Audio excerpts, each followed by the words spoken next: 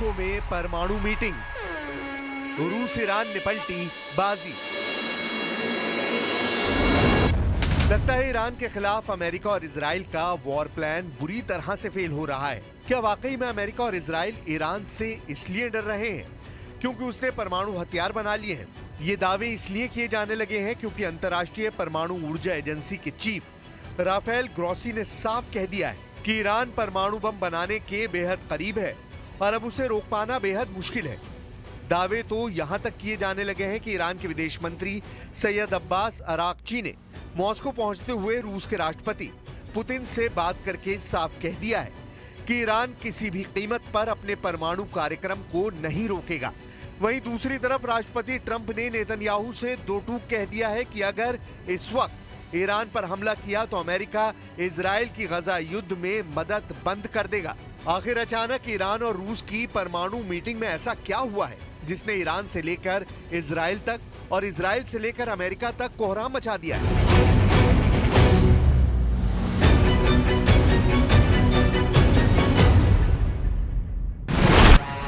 लगता है ईरान और रूस मिलकर खाड़ी में ऐसी खलबली मचा चुके हैं कि अब ईरान भी डंके की चोट पर कह रहा है कि उसकी मिसाइल सिटी में मौजूद 1 लाख मिसाइलें इजराइल लेकर अमेरिकी सैन्य ठिकानों पर हमला करने को तैयार है।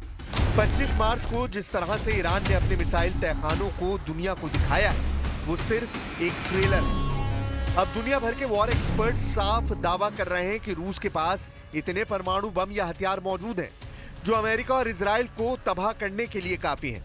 शुरू में इन दावों पर किसी ने भरोसा नहीं किया था, लेकिन अब अंतर्राष्ट्रीय परमाणु ऊर्जा एजेंसी यानी IAEA के चीफ राफेल ग्रोसी ने ऐसा दावा कर दिया है कि अमेरिका के साथ साथ इजराइल के भी होश उड़ गए हैं। IAEA के चीफ राफेल ग्रोसी ने ईरान की राजधानी तेहरान में पहुंचने से पहले ईरान के परमाणु हथियारों पर ऐसा बयान दिया जिसने पूरी दुनिया में हड़कंप मचा दिया है। जाने माने फ्रेंच अखबार ले मोंडे को दिए इंटरव्यू में IAEA चीफ राफेल ग्रोसी ने दावा किया कि ईरान परमाणु बम विकसित करने से बहुत दूर नहीं है। राफेल ग्रोसी ने यह भी माना कि ईरान ने अभी तक परमाणु हथियार क्षमता हासिल नहीं की है, लेकिन अब ईरान परमाणु हथियारों से ज्यादा दूर नहीं है। राफेल ग्रोसी ने साफ कहा कि अब दुनिया के सभी सुपर पावर देशों को यह स्वीकार करना होगा कि ईरान के परमाणु कार्यक्रम को रोकना काफी मुश्किल होगा। IAEA चीफ ने कहा कि ईरान के पास परमाणु हथियार से जुड़ी सभी चीजें अब मौजूद हैं। एक दिन ईरान इन्हें जोड़कर परमाणु बम बना सकता है। که مسلمه غنیسازی ایران یک امر واقعی پذیرفته شده و حقیقی هست و ما در برای اعتمادسازی نسبت به نگرانی‌های احتمالی آمادگی داریم، ولی اصل موضوع غنیسازی قابل مذاکره है। इधर दूसरी तरफ खाड़ी में अमेरिका के दो युद्धपोत ईरान पर हमला करने की ताक में बैठे हैं, जबकि अमेरिका के 20 में से 6 B-2 बॉम्बर डिएगो गार्सिया से ईरान पर हमला करने का इंतजार कर रहे हैं। लेकिन पिछले लगभग 15 दिनों से ना तो अमेरिका हमला कर रहा है और ना ही इजराइल को हमला करने दे रहा है। जो जानकारी मिली है वो हैरान करने वाली है। दावा किया जा रहा है कि पिछले दिनों जब इजराइल के पीएम नेतन्याहू राष्ट्रपति ट्रंप से अमेरिका में उनके ओवल ऑफिस में मिले थे तो उस वक्त नेतन्याहू और ट्रंप के बीच ईरान पर हमला करने को लेकर तीखी बहस हुई थी। दावा किया जा रहा है कि डोनाल्ड ट्रंप ने ईरान के साथ मिलकर इजराइल के साथ खेल कर दिया है। इजराइल ईरान पर हमला करने के लिए तैयार बैठा था, लेकिन ट्रंप ने ऐन वक्त पर इजराइल को हमला करने से रोक दिया है। अमेरिका के न्यूयॉर्क टाइम्स की रिपोर्ट में ट्रंप प्रशासन के अधिकारियों और अमेरिका के दूसरे अधिकारियों के हवाले से दावा किया गया है इजराइल ईरान के परमाणु सुविधा केंद्रों पर हमला करने की तैयारी कर रहा था, लेकिन डोनाल्ड ट्रंप ने इजराइल को इजाजत देने से इनकार कर दिया। इजराइल के लिए ये बहुत बड़ा झटका है, क्योंकि ट्रंप अगर इजराइल को हमला करने से रोक रहे हैं तो इसका मतलब है कि अमेरिका और ईरान के बीच परमाणु समझौते पर कोई बड़ी डील होने वाली है। न्यूयॉर्क टाइम्स की रिपोर्ट के मुताबिक इजराइल ने ईरान पर हमले की करीब तैयारी कर ली थी, लेकिन ट्रंप के मना करने के बाद उसे अपना हमला टालना पड़ा।